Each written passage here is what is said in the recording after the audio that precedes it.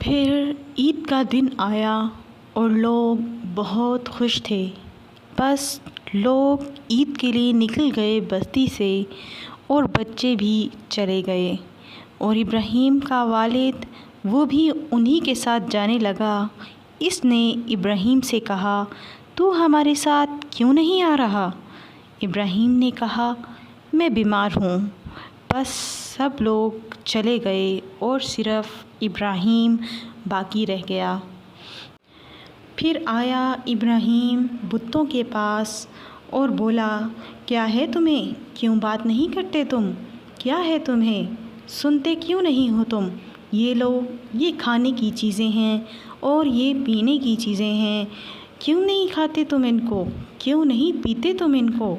اور بت بے حرکت رہے، کیونکہ پتھر بات چیت نہیں کیا کرتے۔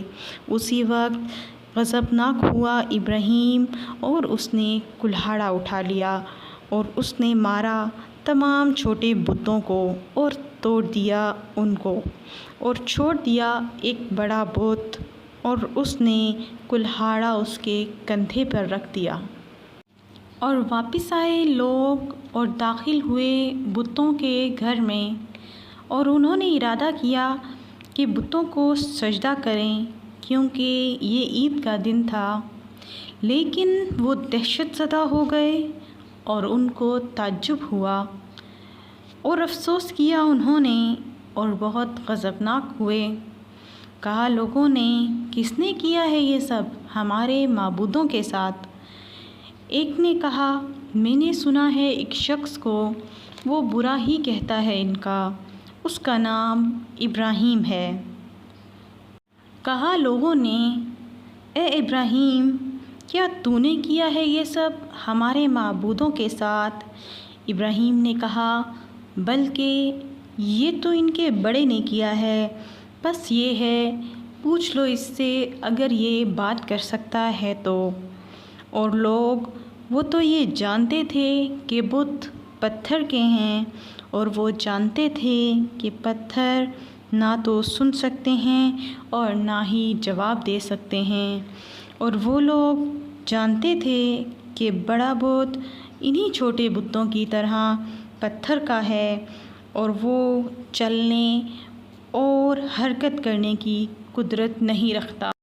اور وہ یہ بھی جانتے تھے کہ بڑا بت ان کو توڑنے کی قدرت نہیں رکھتا۔ بس انہوں نے ابراہیم سے کہا، تو جانتا تو ہے کہ بت بات نہیں کر سکتے۔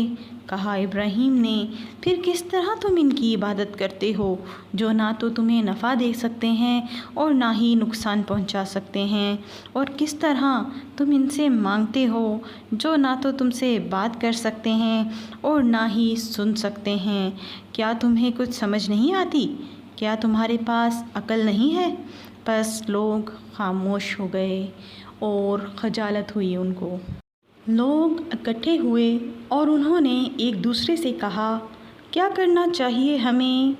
بے شک ابراہیم نے توڑ دیے ہیں سب بت اور اہانت کی ہے اس نے ہمارے معبودوں کی۔ اور پوچھا لوگوں نے، کیا پکڑ ہونی چاہیے ابراہیم کی؟ کیا سزا ہونی چاہیے ابراہیم کی؟ جواب تھا، جلا دو اس کو اور مدد کرو اپنے معبودوں کی۔ اور اسی طرح ہوا، بھڑکائی گئی آگ اور اس میں ابراہیم کو ڈال دیا گیا۔ لیکن اللہ نے مدد فرمائی ابراہیم کی اور فرمایا آگ سے، یا نار کونی بردا وسلاما علی ابراہیم۔ اور اسی طرح ہوا تھا، آگ ابراہیم کے لیے ٹھنڈی اور سلامتی والی ہو گئی تھی۔ دیکھا لوگوں نے کہ آگ ابراہیم کو کچھ نقصان نہیں دے رہی، اور لوگ دیکھ رہے تھے کہ ابراہیم خوش ہے اور سلامت ہے، اور دہشت زدہ ہو گئے لوگ اور ان کو حیرانی ہوئی۔